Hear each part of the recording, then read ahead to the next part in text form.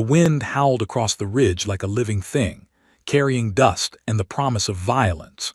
Lieutenant Kara Ghost, Merrick pressed her eye against the scope of her Mk-13 sniper rifle, her breathing slow and controlled despite the adrenaline coursing through her veins.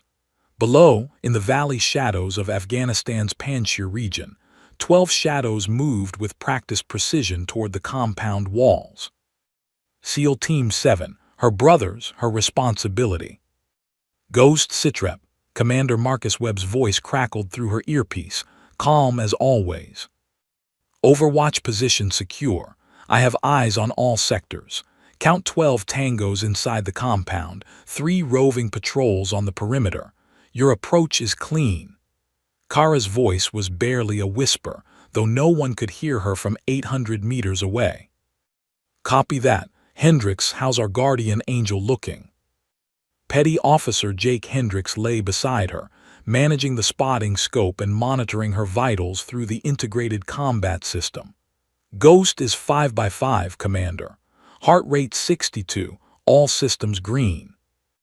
Kara allowed herself the ghost of a smile. 5 years in the teams, 3 deployments, and Hendricks still marveled at how calm she remained under pressure. What he didn't know was that she'd learned to control her fear, not eliminate it. Fear kept you sharp. Fear kept you alive. The mission was straightforward. Capture Rashid Ahmadi, an arms dealer who'd been supplying insurgents with Russian weapon systems.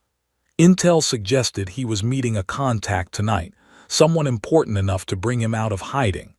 Clean capture, quick extraction, back to base before dawn. Kara tracked the team's movement through her scope, her finger resting alongside the trigger guard. Never on the trigger until you're ready to kill. That was the first lesson her instructor had drilled into her at sniper school. She'd been the only woman in her class, and she'd graduated top of her cohort. Breaching in 30 seconds, Webb's voice announced. Through her scope, Kara watched the demo man position charges on the compound's east gate. The rest of the team stacked up, weapons ready. She shifted her aim to the main building's windows, searching for threats. That's when she saw it. Movement in the northern sector, shadows separating from shadows. Too many, too organized. Webb, you've got company. North side, multiple contacts inbound at least. The night erupted. Muzzle flashes lit up the darkness as enemy reinforcements poured from buildings Kara's intel photos had marked as abandoned. 20, 30, maybe 40 hostiles, armed with AKs and RPGs, moving to cut off the SEAL team's escape route. It's a trap. Fall back to Rally Point Alpha. Webb's command cut through the chaos of gunfire. But the team was pinned, caught between the compound and the reinforcements. Kara's mind shifted into combat mode, calculations running faster than conscious thought. Distance, wind speed, target priority, her training took over. Hendricks, give me targets north to south. Armed male, north corner, range 795 meters. Kara's world narrowed to the scope's sight picture. Breathe in, let it half out, find the natural pause. The rifle kicked against her shoulder. Through the scope, she saw the hostile drop, his weapon clattering to the ground. Target down next. 2 tangos moving to flank, bearing 045. Her rifle spoke again, and again, each shot a promise, I've got you, you're not alone. 6 hostiles fell in 90 seconds. Her teammates used the suppression to maneuver, breaking contact and moving toward the extraction point. Kara could hear Webb coordinating the retreat, his voice steady even as bullets snapped through the air around his team. Ghost, you're a goddamn artist, Hendricks shouted, caught up in the intensity. Then everything went wrong. Kara saw the RPG wielder step from behind a building, the launcher already on his shoulder, aimed not at the retreating SEALs but upward, toward her position. Incoming, she yelled, but there was nowhere to go. The world turned white and red. The explosion struck the rocks 3 meters to her left, and the mountain seemed to crack open. Kara felt herself lifted, weightless for one impossible moment, then falling, tumbling down the steep mountainside in a cascade of rocks and fire. Her helmet struck stone, once, twice. The integrated electronics sparked and died, her rifle torn from her grip, her ribs screaming as she hit an outcropping. Down and down, the world spinning until she slammed into a dry riverbed at the bottom and everything went dark. She didn't hear Hendricks screaming her name. She didn't hear the flatline tone from her vital signs monitor, damaged electronics sending false data. She didn't hear Commander Webb's voice, cold and decisive.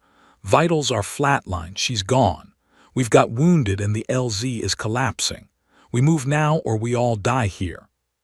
She didn't hear Petty Officer Martinez protest, "Sir, we can't just leave her." She didn't hear Webb's final command, "She's dead, Martinez. That's an order, we extract now." She didn't hear the helicopter's rotors beating the air as they lifted off, carrying her team away into the darkness. All Kara heard was silence. When consciousness finally crawled back, she didn't know if minutes or hours had passed. Pain radiated through her chest with every breath, broken ribs at least 2. Her head pounded, and when she touched her helmet, her fingers came away wet with blood. The tactical radio in her ear was dead. The GPS on her wrist shattered. Slowly, agonizingly, Kara pulled herself to a sitting position and looked around. The ravine was dark, lit only by stars and a thin sliver of moon. Above, on the ridge where she'd been positioned, she could see the glow of fires. And she could hear nothing else. No helicopters, no gunfire, no comms chatter. Only the wind and her own ragged breathing. They were gone. The realization hit harder than the explosion. Her team, her brothers, had left her behind. Kara Ghost, Merrick was alone, 40 miles behind enemy lines, presumed dead. And she was going to make sure someone answered for that. Dawn came slowly to the Panjshir Valley, painting the mountains in shades of blood and gold. Kara had spent the night pressed against the ravine wall, listening for enemy patrols, fighting to stay conscious through waves of pain and nausea. Concussion, definitely. Broken ribs, possibly 3 or 4. And somewhere in the 20-meter fall down the mountainside, she'd wrenched her left knee badly enough that it had swollen to twice its normal size. But she was alive, and that meant moving. Using her knife, she cut strips from her tactical vest and bound her ribs as tightly as she could tolerate. Each breath felt like knives, but the binding would prevent the breaks from worsening. From her med kit, miraculously intact, she dry-swallowed 4 ibuprofen and injected herself with a morphine syringe. Not enough to dull her edge, just enough to function. Her primary weapon was gone, lost somewhere in the tumble down the mountain. She had her Sig Sauer P226 pistol with 3 magazines, her combat knife, and whatever she could scavenge. The destroyed helmet went into the ravine, along with the dead electronics. She kept her NVGs, night vision goggles, even though they were cracked. They might work long enough to matter. Water was critical. Her Camelback had a slow leak, maybe half capacity remaining. In this terrain, in this heat, that gave her 2 days maximum, less if she had to move hard. Kara pulled out her paper map, old school, waterproof, the kind that didn't fail when electronics died. 42 miles to the nearest friendly forward operating base. Through mountain passes controlled by Taliban. Through villages where a Western woman would be spotted instantly. Through terrain that would challenge a healthy operator, let alone one with broken ribs and a blown knee. The smart play was to find a hide site, stay low, and wait for SAR, search and rescue. Standard protocol after an operator went missing was to deploy recovery teams within 24 hours. But Kara's vitals had flatlined. As far as command knew, she was KIA, killed in action. There would be no rescue mission for a corpse.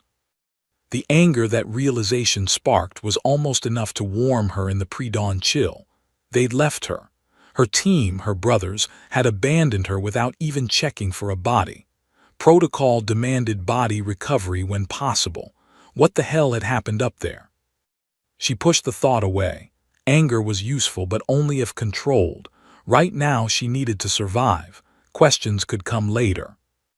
Kara began moving south, toward friendly territory, using terrain for concealment.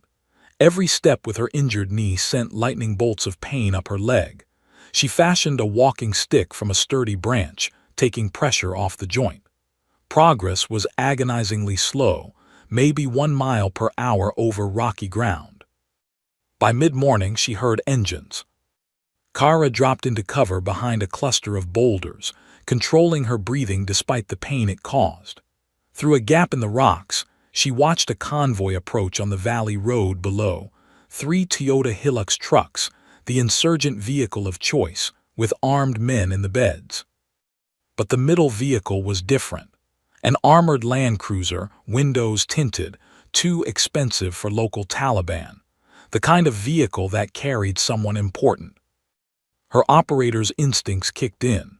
She pulled out her monocular, thankfully undamaged, and glassed the convoy as it slowed for a checkpoint ahead. The Land Cruiser's door opened, and a man stepped out. Kara's breath caught. Silver hair expensively cut, tailored civilian clothes that probably cost more than her annual salary, mid-50s fit, moving with the confidence of someone who owned whatever room or valley he entered. Definitely not Afghan. The skin tone was wrong, the bearing too Western. He spoke with the checkpoint guards, and even from 300 meters away, Kara could read the deference in their body language. Whoever this man was, he had serious pull with the local insurgents. A Taliban commander approached, embracing the silver-haired man like an old friend. They spoke for several minutes, and Kara watched the stranger hand over a metallic case. The commander opened it, his face lighting up as he examined the contents. Weapons deal had to be. The convoy moved on, heading deeper into the valley, away from friendly territory, away from Kara's escape route. Every tactical bone in her body screamed to let it go. She was injured alone, running on borrowed time. Her mission was survival, not intelligence gathering. Get to friendly lines, report in, live to fight another day. But something about the silver-haired man nagged at her. The expensive clothes, the deference from hardened Taliban fighters, the weapons transfer in broad daylight. This wasn't some low-level arms dealer. This was a player, someone significant enough to move freely in hostile territory. Kara thought about her team extraction without her, about the mission going sideways so conveniently, about being left behind. What if this man was connected? What if he was the contact Ahmadi had been meeting? What if capturing him could provide answers and leverage? The smart tactical decision warred with her gut instinct. 42 miles to safety, or follow a convoy into deeper danger on the slim chance it might matter. Kara made her decision in the time it took her heart to beat twice. She began tracking the convoy. Moving parallel to the road, using ridgelines and wadis for concealment, she followed the vehicles as they wound through the valley. Her knee screamed protest. Her ribs ground together with each breath. The morphine was wearing off, and she had only 1 cigarette left. But her mind was clear, focused. She was a SEAL sniper, trained for reconnaissance and long-range observation. Injured or not, this was her skill set. For 6 hours she tracked them, stopping when they stopped, moving when they moved. Twice she had to detour around enemy positions, adding miles to her journey. Once she went completely still as a patrol passed within 10 meters, her hand on her pistol, ready to fight if discovered.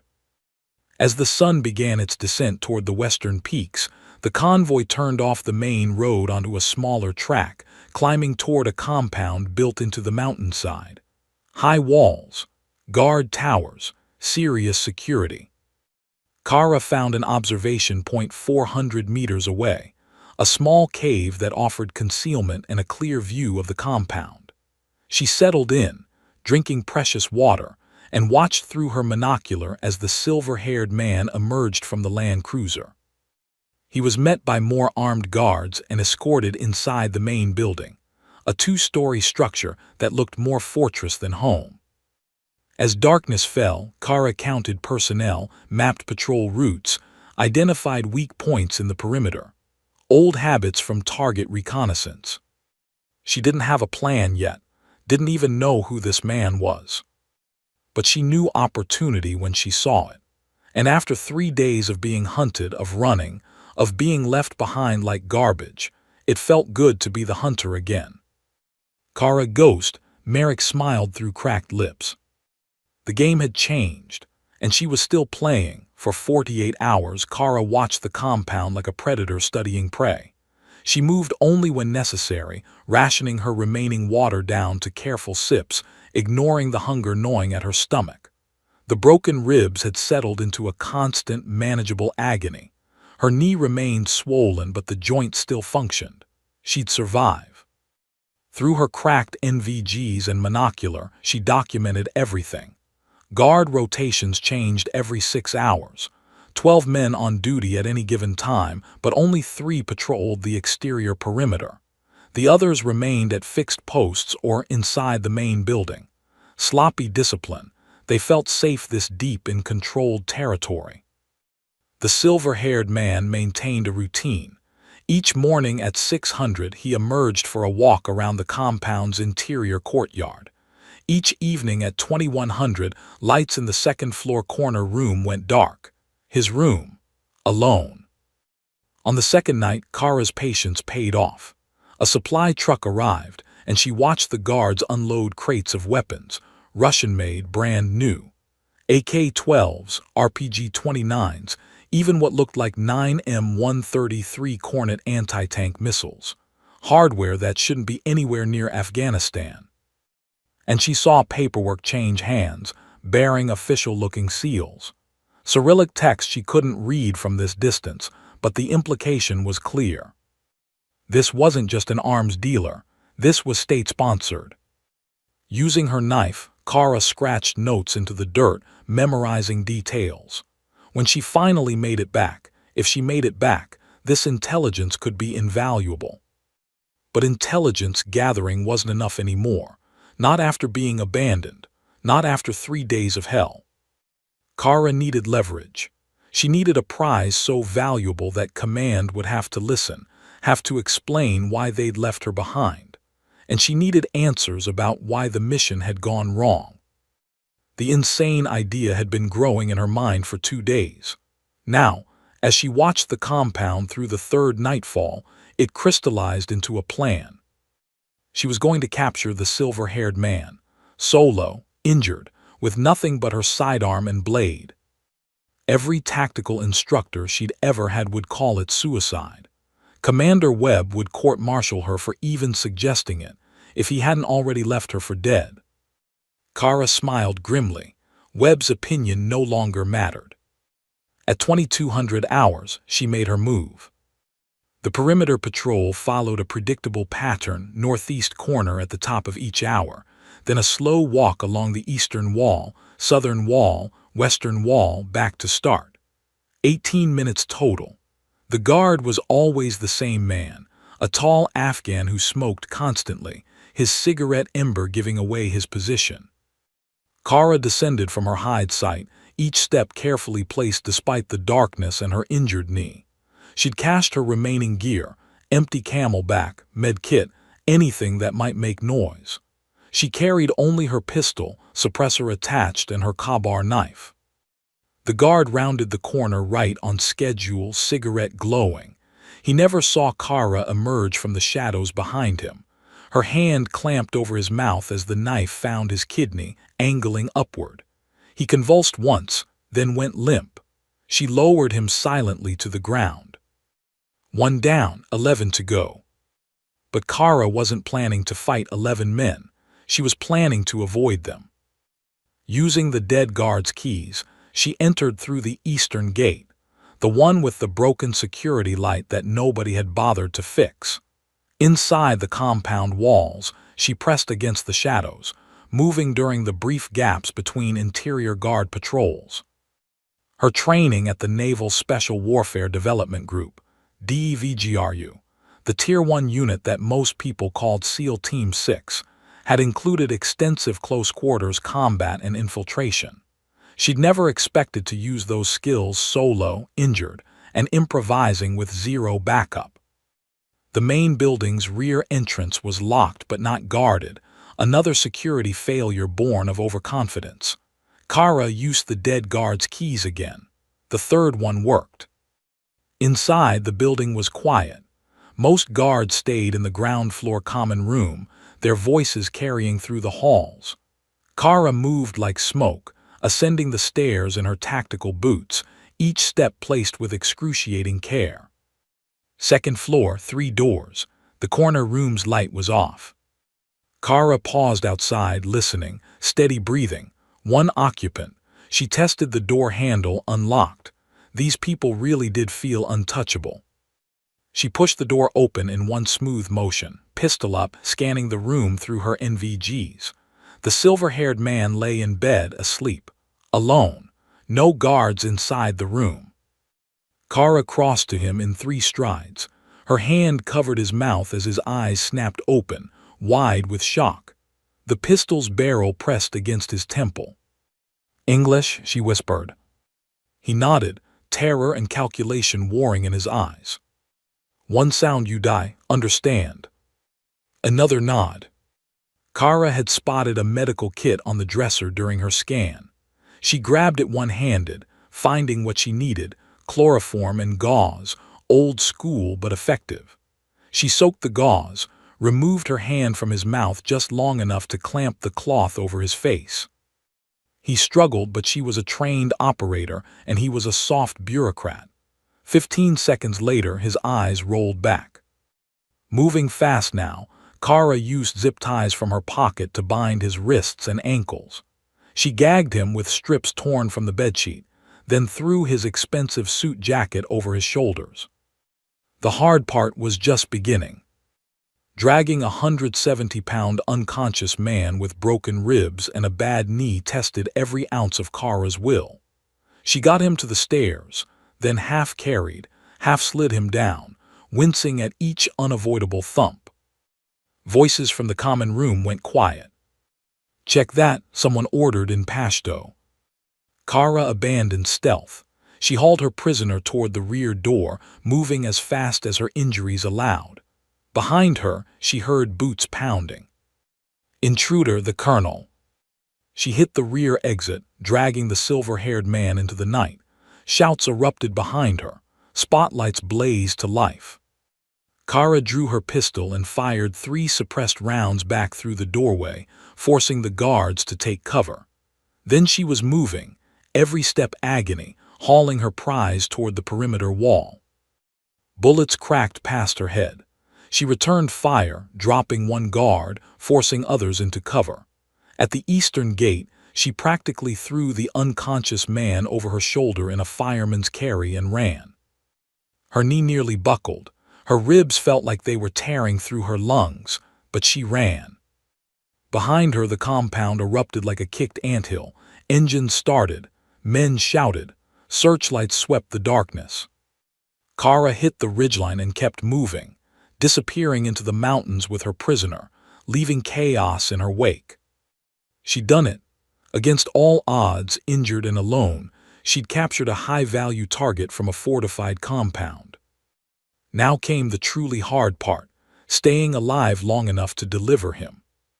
40 miles to friendly territory, 1 wounded SEAL, 1 unconscious prisoner. The real mission had just begun. The first 24 hours were pure survival instinct. Kara moved through the darkness like a ghost, her prisoner slung across her shoulders in a fireman's carry that turned every step into torture. Behind her, she could hear engines revving, men shouting, the organized chaos of a manhunt beginning. She'd grabbed the dead guard's AK-47 and 2 magazines during her escape, not her preferred weapon, but beggars couldn't be choosers. With the rifle slung and her prisoner secured, she pushed deeper into the mountain passes, using terrain that vehicles couldn't follow. By dawn, she'd put 5 miles between herself and the compound. Her knee had gone from painful to nearly useless, and she could taste blood with every breath, likely a punctured lung from the broken ribs. But she was alive, and she had her prize. The silver-haired man regained consciousness as the sun climbed over the eastern peaks. "Don't move," Kara commanded, her pistol aimed at his head. She'd propped him against a rock in a small cave, his hands still zip-tied, though she'd removed the gag to prevent him from choking. He blinked at her, taking in her filthy uniform, the dried blood on her face, the way she held her ribs. Then he smiled, actually smiled. "American," he said in lightly accented English. "Special Forces, judging by the gear. SEAL, perhaps." His eyes tracked to her trident insignia, barely visible under the grime. "Yes, SEAL, but where is your team, Lieutenant?" "Shut up. You're injured, alone, 40 kilometers from your nearest base through territory controlled by men who will skin you alive if they catch you."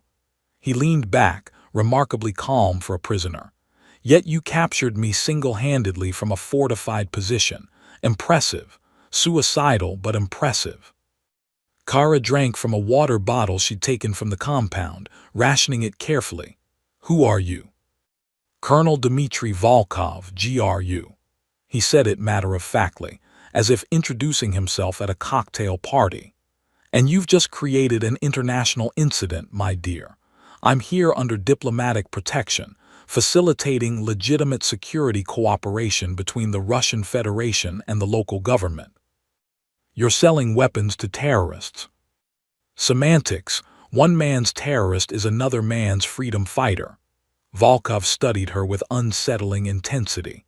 "But we both know that's not why you took me. You're not here on orders. This is personal. So tell me, Lieutenant, why did your team leave you behind?" The question hit like a physical blow.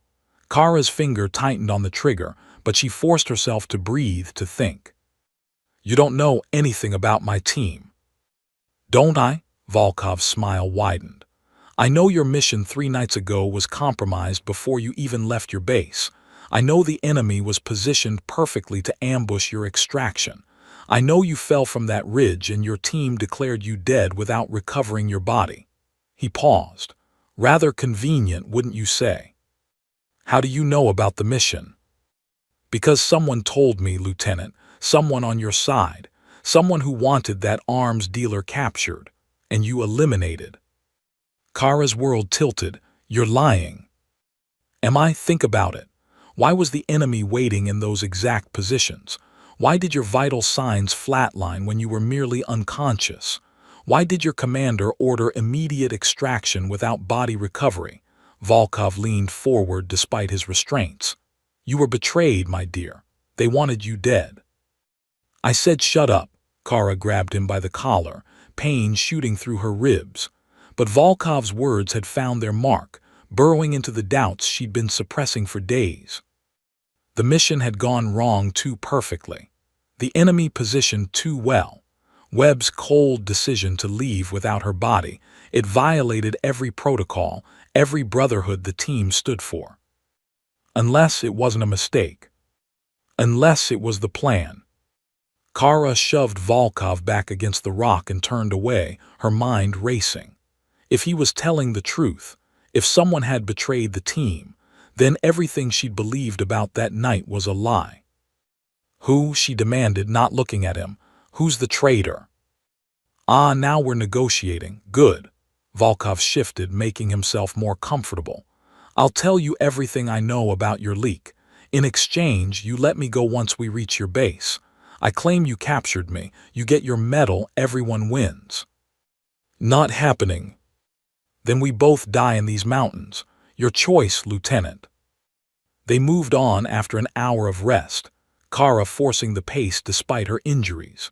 She couldn't risk staying in one place too long. By now, every insurgent in the province would be searching for the woman who'd kidnapped a Russian colonel. Over the next 6 days, the journey became a waking nightmare.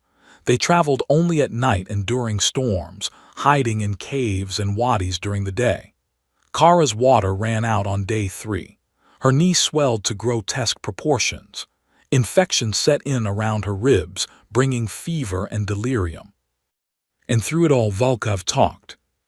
He offered deals, threatened consequences, and dropped poisonous hints about the betrayal. He claimed to have proof, financial records, communication intercepts, but refused to provide details without his promised freedom. "The Kabul account," he'd say cryptically. "Ask your Commander Webb about the Kabul account. Ask him why he needed me to believe you were neutralized." Webb, always Webb in Volkov's insinuations. Kara wanted to dismiss it as manipulation, but the doubt had taken root. She kept seeing Webb's face in her mind, hearing his voice over the radio. "She's dead. We move now."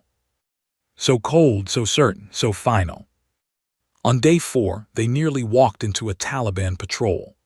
Kara dropped 3 men with her AK before dragging Volkov into a ravine, bullets sparking off the rocks around them. She took a round through her left shoulder, in and out, no major damage, but another injury added to the list. On day 6, delirious with fever and blood loss, she began hallucinating. She saw her teammates' faces in the rocks, heard Webb's voice in the wind. Volkov had to guide her at times, this Russian officer prisoner helping his American captor stay on course, if only to preserve his own survival. "Not much farther," he'd say. "Stay with me, Lieutenant. Stay alive long enough to learn the truth." The truth, it was all Kara had left to cling to. On day 7, as dawn broke over the mountains, she saw it through her blurred vision. American flags snapping in the wind, guard towers, razor wire. Forward operating base Lionheart. Safety questions, answers. Kara staggered forward, Volkov shuffling beside her, both of them looking like refugees from hell itself. The guards at the wire raised their weapons in shock. "Lieutenant Kara Merrick," she rasped, her voice barely human. "SEAL Team 7, I'm bringing in a prisoner." Then her legs gave out, and the world went dark. But she'd made it. Against all odds, through betrayal and blood and 40 miles of hell, Ghost had come home. The guards at FOB Lionheart had seen a lot in their deployments: firefights, airstrikes, casualties beyond counting. But nothing prepared them for the apparition that stumbled through the morning haze toward their wire. A woman, filthy beyond recognition, uniform torn and blood-soaked, half carrying, half dragging a silver-haired man in zip ties. She looked like death itself had walked out of the mountains. "Halt, identify yourself," Sergeant Rodriguez shouted, his M4 raised but his hands shaking slightly. The woman's voice came out as a rasp barely human. "Lieutenant Kara Merrick, SEAL Team 7, prisoner, high value." She took 3 more steps and collapsed. Rodriguez's radio exploded with chatter as he sprinted forward. "Medic, medic, get the doc out here now, and someone get the OIC, we've got a situation." 2 medics reached Kara within seconds, checking vitals, calling for a stretcher. One of them looked up at Rodriguez, his face pale. "Sarge, her dog tags. This says Merrick, Kara J, but that can't be right." "Why not?" "Because Lieutenant Merrick died 6 days ago. I saw the KIA report myself." The base erupted into controlled chaos. Kara was rushed to the medical tent, while Volkov was secured by MPs, protesting his diplomatic status in 3 languages. Within 10 minutes, every senior officer on the FOB had converged on the command center. Captain James Morrison, the FOB commander, stared at the identification in his hands, dog tags, military ID, everything checking out. He looked through the tent flap at the unconscious woman being treated by doctors. "Someone get me SEAL Team 7's after-action report. Now. And contact their forward position. I want to speak with Commander Webb immediately." The after-action report painted a clear picture. Catastrophic mission failure, heavy enemy contact, Sniper Merrick KIA after an RPG strike, body non-recoverable due to tactical situation. Signed by Commander Marcus Webb, countersigned by the team's senior enlisted. Morrison picked up the sat phone, as his communications officer established the connection. "Commander Webb, This is Captain Morrison, Fob Lionheart. We have a situation that requires immediate clarification. Go ahead, Captain. Webb's voice was steady, professional. Sir, we have a woman in our medical tent claiming to be Lieutenant Kara Merrick. She just walked out of the mountains with a Russian prisoner. Can you confirm Lieutenant Merrick's status? The silence on the other end stretched for 5 seconds. 10, 15. Captain, that's impossible. Lieutenant Merrick was killed in action 6 days ago. I watched her fall, her vitals flatlined. There's no way. Sir, her biometrics match, dog tags match, and she's here alive if barely. What the hell happened on that mission? Another pause. When Webb spoke again, something in his voice had changed, tighter, more controlled. I need to see her. We'll be there in 3 hours. The line went dead. Kara woke to bright lights and the smell of antiseptic.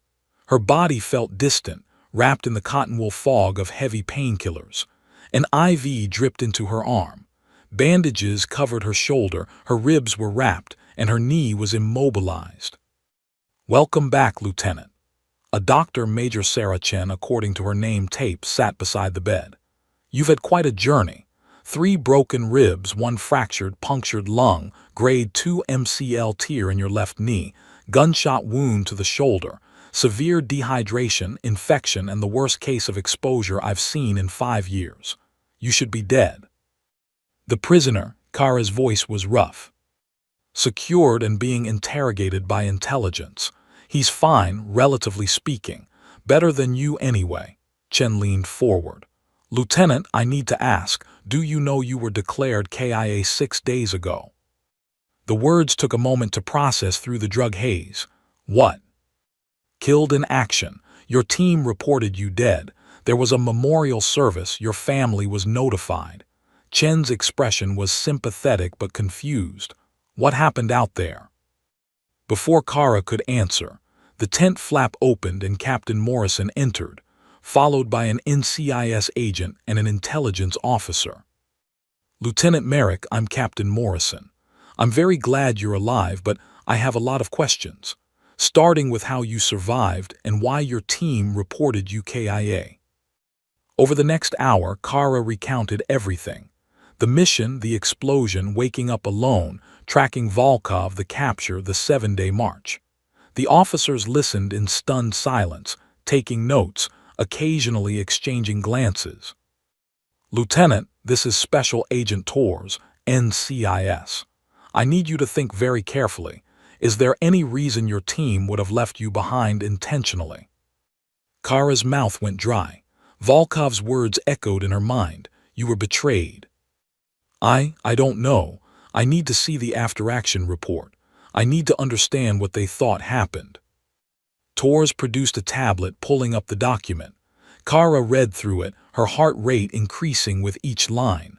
The monitors beeped faster. The timeline was wrong.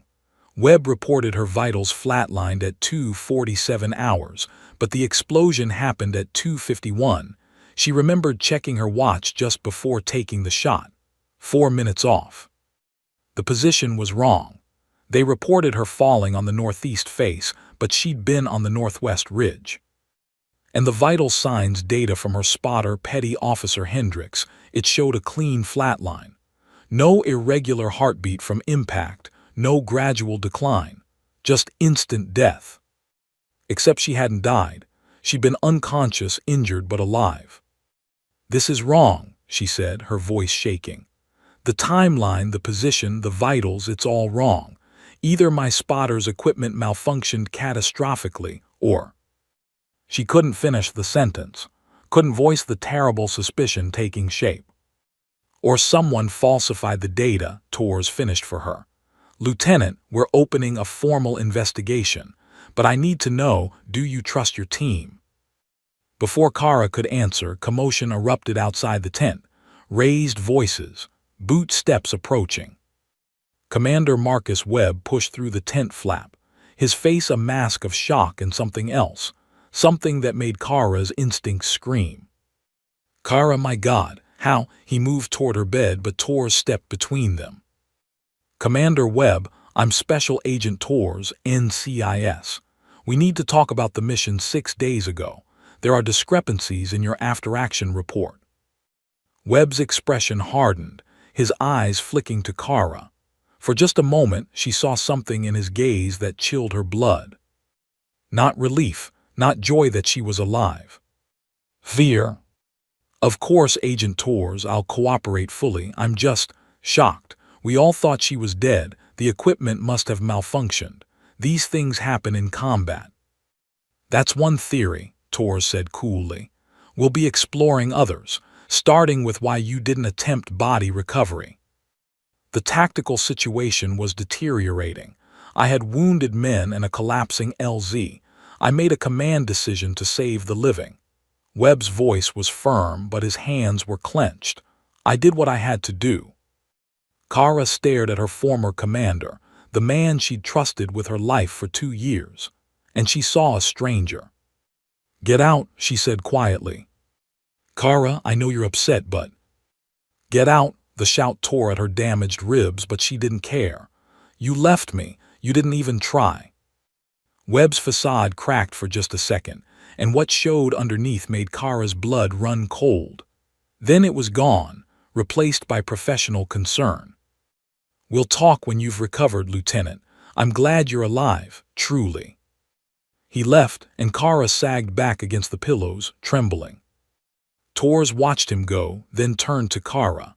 Your prisoner, Volkov, he's been talking, claims he has information about a leak in your unit, says to ask Commander Webb about something called the Kabul account. The Kabul account, just like Volkov had said in the mountains. Kara closed her eyes, the pieces starting to fall into place, a picture she didn't want to see but couldn't deny.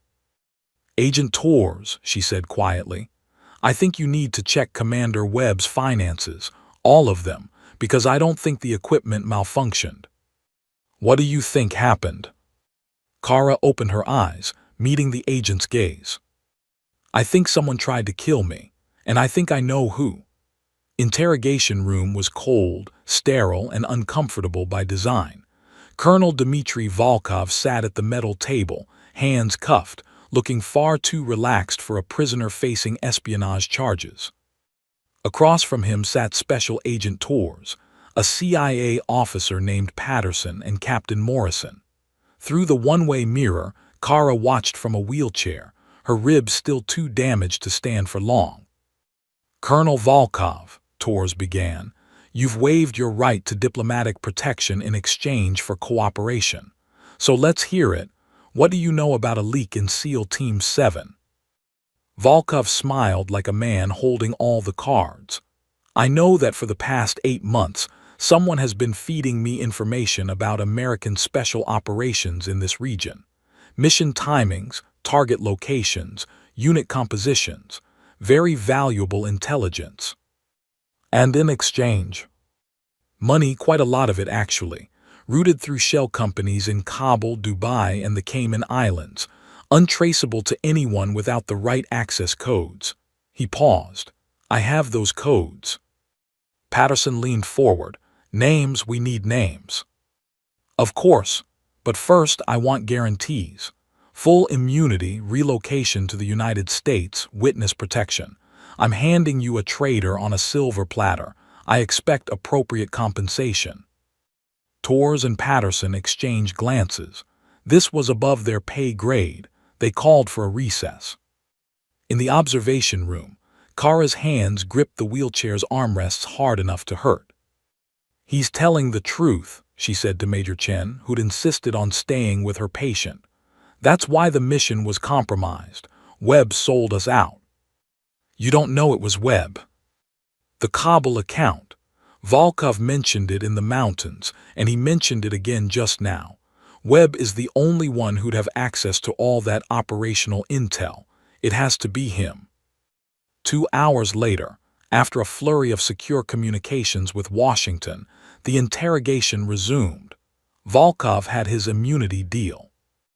The account is registered to a company called Blackstone Security Solutions, Volkov explained, sliding a folder across the table. It doesn't exist, just a shell. but the primary account holder's identity verification documents are on file with the bank. Commander Marcus Webb, United States Navy. Social Security number, passport, the works. Torres opened the folder, scanning the documents. Bank statements showing regular deposits, $25,000 here, $50,000 there. Over 8 months, it totaled nearly $400,000. And what did Commander Webb provide in exchange? Mission intelligence primarily, but 3 weeks ago he contacted me with a special request.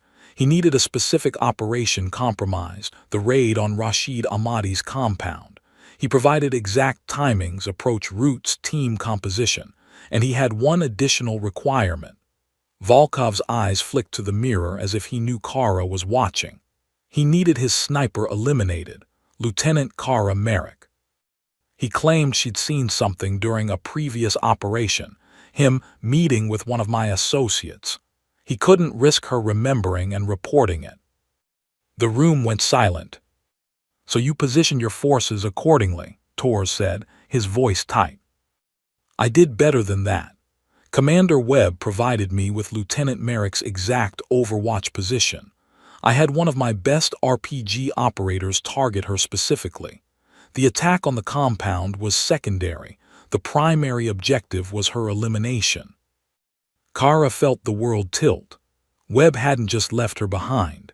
He'd actively tried to kill her, had called in an RPG strike on her position, then falsified her vitals to ensure no rescue attempt. "There's more," Volkov continued. After the explosion, Webb reported her vitals as flatlined, but he knew she might have survived. The equipment could have malfunctioned, she could have been merely unconscious. So he ordered immediate extraction, refusing body recovery, ensuring she'd be left behind in hostile territory. Either she was dead from the explosion, or the Taliban would finish her. Either way, problem solved. Patterson's jaw clenched. "Except she survived, tracked you down and captured you solo." "Quite remarkable, yes. I must admit, I didn't think she'd make it 5 miles, let alone 40. The lieutenant is exceptional." Volkov almost sounded admiring. "When I realized who had captured me, I knew my best chance of survival was to help her reach friendly forces, and to ensure she learned the truth about her commander's betrayal." Torres stood. "We have enough. Captain Morrison, I need Commander Webb placed under arrest immediately. Full security, he's a trained SEAL, he's desperate, and he knows we're closing in." Morrison was already on his radio. "All units, this is actual. Commander Marcus Webb is to be detained immediately. Use caution. Suspect is highly trained and potentially dangerous. Do not inform him of the charges until he's secured." 30 minutes later, Webb was escorted into Fob Lionheart by 4 armed MPs. He'd been on a routine patrol when the order came through, and his confusion appeared genuine. "What's this about?" he demanded as they led him toward the command center. "Captain Morrison, I demand an explanation." "You'll get one, Commander, right this way." They brought him into a conference room where Torres, Patterson, and a JAG attorney waited. Through another one-way mirror, Kara watched, her heart pounding. Webb's expression shifted as he saw the lawyers, the NCIS agent, the CIA officer. Professional mask sliding into place. "Am I under arrest?" "Commander Marcus Webb," Torres said formally, "you are under investigation for treason, conspiracy to commit murder, accepting bribes from a foreign power, and compromising classified operations. You have the right to remain silent." "This is ridiculous. On what evidence?" Torres slid the bank statements across the table. "The Kabul account. $400,000 in payments from Russian intelligence. Your name on the account documents. Testimony from Colonel Volkov detailing your entire arrangement, including your order to kill Lieutenant Merrick." For the first time, Webb's composure cracked. His eyes widened, then narrowed. "Volkov is lying. He's a Russian intelligence officer. Of course he'd try to sow discord, create false allegations." "We have the bank records, Commander. We have communication intercepts. We have your signature on the account documents." Patterson's voice was ice. "And we have Lieutenant Merrick alive, despite your best efforts to ensure otherwise." Webb's face went white. "Kara's alive." "Oh, you didn't know. She walked out of those mountains carrying your Russian handler on her back. Quite the survivor, your lieutenant." Webb slumped in his chair, and for a moment the mask fell away completely. What showed underneath was ugly, desperation, calculation, and something that might have been regret. "I want a lawyer," he said quietly. "Already here," Torres gestured to the JAG attorney. "But before you lawyer up completely, I'm curious. Why? 20 years of service, multiple deployments, decorations for valor. Why throw it all away?" Webb laughed, a bitter sound. $400,000 in 8 months, Agent Torres. You know what the Navy pays me. After 20 years of getting shot at, watching friends die, following orders from politicians who have never seen combat, the Russians appreciated my expertise more than my own country did. "And Kara?" Morrison asked, his voice tight with disgust. "She was your teammate, your responsibility. She saw me meeting Volkov's contact in Kabul. Didn't think anything of it at the time, but I couldn't risk it. Couldn't risk her remembering later, making connections." Webb's eyes were dead. It was nothing personal, just operational security. In the observation room, Kara heard those words, "Nothing personal," and felt something break inside her. The man she'd trusted, fought beside, bled for, had tried to murder her as casually as filing a report. Major Chen put a hand on her shoulder. "You don't have to watch this." "Yes, I do," Kara said, her voice steady despite the tears on her cheeks. "I need to hear him say it." Back in the interrogation room, Torres was reading Webb his rights formally now, preparing for the arrest. MPs moved to cuff him. Webb looked up at the mirror, as if he could see through it. "Is she watching, Kara?" When no one answered, he continued anyway. "If you're there, Lieutenant, you should know I never wanted it to end this way, but you were too good, too observant. You would have figured it out eventually. I'm sorry." "No, you're not," Kara whispered to the glass. "You're just sorry you got caught." Commander Marcus Webb was led out in handcuffs, and Kara sat in her wheelchair, watching the man who'd betrayed everything disappear down the corridor. The investigation would continue. The evidence was overwhelming. Webb would face court-martial for treason. But for Kara, the real question remained. How did you move forward when the person you'd trusted most in the world had tried to kill you? She didn't have an answer yet. But she was alive, and that was enough for now. 3 months later, the military courtroom at Naval Station Norfolk was packed to capacity. Officers, enlisted personnel, and media representatives filled every seat. The court-martial of Commander Marcus Webb had become the biggest military justice case in a decade. Kara sat in the witness gallery, her dress blues crisp despite the Virginia humidity. Her ribs had healed, though she still felt phantom pains when the weather changed. Her knee would never be the same. Medical had told her she'd probably never pass the SEAL physical fitness test again. But she was alive, and today she'd make sure justice was served. The prosecution had been building their case methodically. Bank records, communication intercepts, Volkov's testimony from protective custody, and the damning after-action reports that showed deliberate falsification. The evidence was overwhelming. But Commander Webb had an expensive defense team, and they'd been fighting every charge. The prosecution calls Lieutenant Commander Kara Merrick. Kara stood, walking to the witness stand with only a slight limp. She'd been promoted after the investigation concluded, a promotion that felt hollow given the circumstances. She raised her right hand and swore to tell the truth. The prosecutor, Commander Sarah Jameson, approached with a respectful nod. "Lieutenant Commander Merrick, please describe the events of the night you were declared killed in action." For the next hour, Kara recounted everything. The mission brief, the overwatch position, the unexpected enemy reinforcements, her actions saving the team, and then the explosion. The courtroom was silent except for her voice.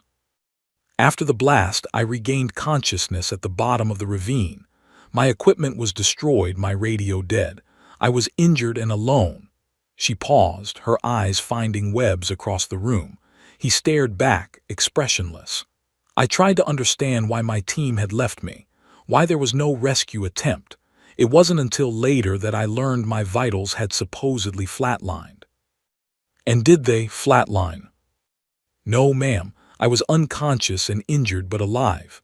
My heart never stopped. Jameson displayed the vital signs data on the courtroom screens. This is the data Petty Officer Hendricks reported. A clean flatline at 2:47 hours. But the explosion, according to helmet cam footage from other team members, occurred at 2:51 hours. Can you explain this discrepancy? The data was falsified. Commander Webb ordered Petty Officer Hendricks to report me as KIA before the RPG even struck my position. The courtroom erupted in murmurs. The judge gavelled for silence. Webb's defense attorney, a civilian named Marcus Rothman, stood for cross-examination. He was good, Kara had been warned. Lieutenant Commander Merrick, you suffered severe head trauma that night, correct? Concussion, possible traumatic brain injury. Yes. And you were on morphine, suffering from fever and dehydration during your trek through the mountains. Yes, but... So your recollection of events could be compromised, confused. The timeline you remember might not be accurate. Kara's jaw tightened.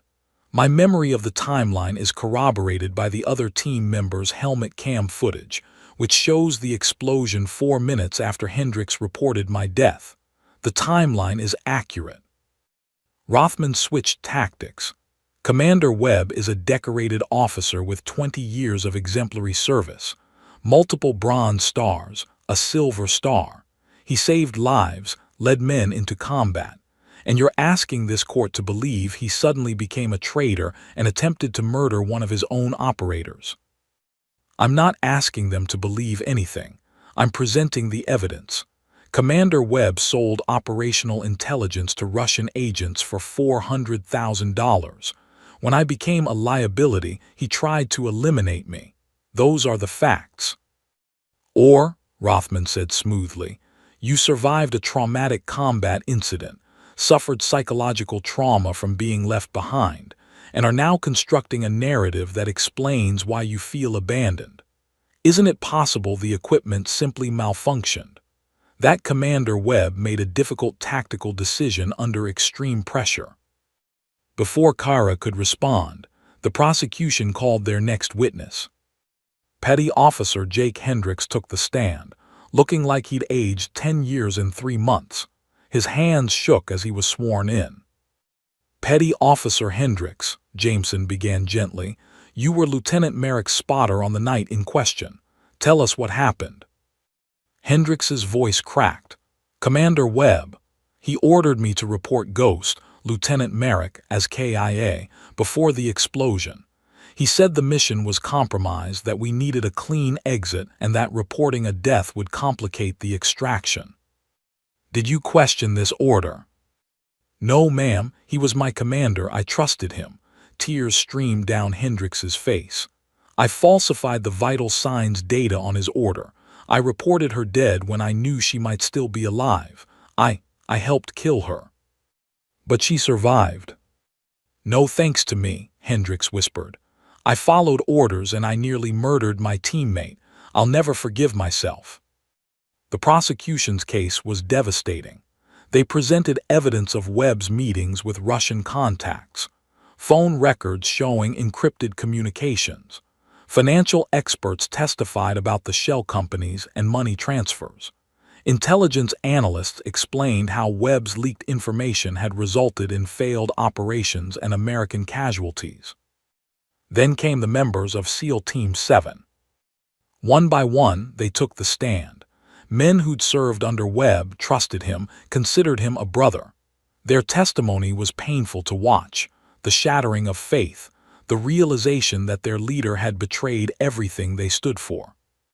Chief Petty Officer Rodriguez testified about missions that went wrong, ambushes that seemed too well planned, losses that now made terrible sense. We thought we were unlucky. Turned out we were sold out.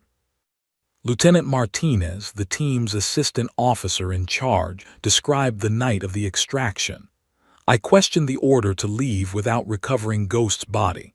Webb shut me down hard, said I was jeopardizing the team. I should have pushed harder. I should have known something was wrong. By the end of the third day, SEAL Team 7 was destroyed. Not by enemy action, but by betrayal from within. The brotherhood that had seemed unbreakable lay in pieces. Finally, Commander Webb took the stand in his own defense. Rothman asked him to explain his actions. Webb sat straight, military bearing intact, and delivered his statement. I served this country for 20 years. I bled for it, watched friends die for it. And what did I get? A modest salary, a pension that wouldn't support my family, politicians who sent us into wars they didn't understand. His voice was calm, rational. The Russians approached me with an offer. They valued my expertise. They paid what I was worth. And Lieutenant Merrick, Rothman prompted. Webb's eyes found Kara in the gallery. She was collateral damage, a tactical necessity. I didn't want her dead, I needed her dead. She'd seen me meeting my contact. Eventually she would have remembered, made connections. I couldn't allow that risk. The courtroom was silent. So yes, I ordered the strike on her position. Yes, I falsified the vitals. Yes, I left her behind to die in hostile territory. It was nothing personal, just operational security. She was an acceptable loss for the continuation of a profitable arrangement. Kara watched him speak and realized he truly believed it. 20 years of service had twisted into entitlement, patriotism into opportunism. Webb had convinced himself he deserved the blood money, that his sacrifice earned him the right to betray everything. The prosecution's closing argument was simple. Commander Webb sold his honor, his oath, and his teammates for money. He attempted to murder Lieutenant Commander Merrick to protect his crimes. The evidence is overwhelming. We ask for the maximum penalty under the Uniform Code of Military Justice. The military jury deliberated for 6 hours. When they returned, the verdict was unanimous. Guilty on all counts: treason, conspiracy, attempted murder, accepting bribes from a foreign power, compromising classified operations. The judge, a stern Navy captain, delivered the sentence without hesitation: life imprisonment at the United States Disciplinary Barracks, Fort Leavenworth, Kansas. Dishonorable discharge. Forfeiture of all pay and allowances, including pension. The accused will be remanded to custody immediately. MPs moved forward to take Webb into custody. As they led him past Kara, he stopped. "You should have died on that mountain," he said quietly, just loud enough for her to hear. "Would have been cleaner for everyone." Kara met his eyes. "But I didn't. I survived, and I made sure everyone knows what you are." Webb smiled bitterly. "A survivor and a witness. Congratulations, Lieutenant Commander. You've destroyed SEAL Team 7 as thoroughly as I did." He wasn't wrong. The unit had been officially disbanded 2 weeks ago. The remaining members scattered to different teams, carrying the stain of Webb's betrayal with them. As Webb was led away, Kara felt no satisfaction, only exhaustion and a deep, abiding sadness for what had been lost. Justice had been served, but the price had been everything. 6 months after the court-martial, Lieutenant Commander Kara Merrick stood in the briefing room at Naval Special Warfare Command in Coronado, California. Outside the windows, the Pacific Ocean stretched toward the horizon, endless and blue. Inside, 8 operators sat around the conference table, watching her with a mixture of respect and curiosity. This was her team now, her command, her responsibility. After Webb's conviction, the Navy had offered Kara a choice. Any posting she wanted, a desk job with a guaranteed promotion track, or full retirement with honors and a medical discharge given her injuries. She could have walked away from the teams forever, and no one would have blamed her. She'd requested 48 hours to decide. Spent those 2 days walking the beach, thinking about Webb, about betrayal, about what it meant to be a SEAL. The answer came during a sunrise run on the beach, her rebuilt knee protesting but holding. She wasn't done. The teams had been her life, her purpose. One traitor didn't change what the brotherhood meant. It just meant the brotherhood needed to be rebuilt stronger. She'd submitted her request for active duty command the same day. Now, 3 months later, she led Task Force Cerberus, a specialized unit focused on high-value target capture and hostage rescue. The Pentagon had given her carte blanche to select her team members, and she'd chosen carefully. "All right, people," Kara began, limping slightly as she moved to the front of the room. "Before we get to the mission brief, I want to establish ground rules. This team operates on 3 principles: trust, accountability, and we bring everyone home. I don't care if someone's wounded, unconscious, or KIA, nobody gets left behind. Ever. If you can't commit to that, there's the door." Nobody moved. At the table sat a mix of SEALs, Marine Raiders, and Army Special Forces operators. All volunteers, all extensively vetted, and 3 of them, Hendricks, Martinez, and Rodriguez, were former members of SEAL Team 7. After Webb's conviction, all of Team 7 had undergone intensive revetting, psychological evaluations, and polygraph examinations.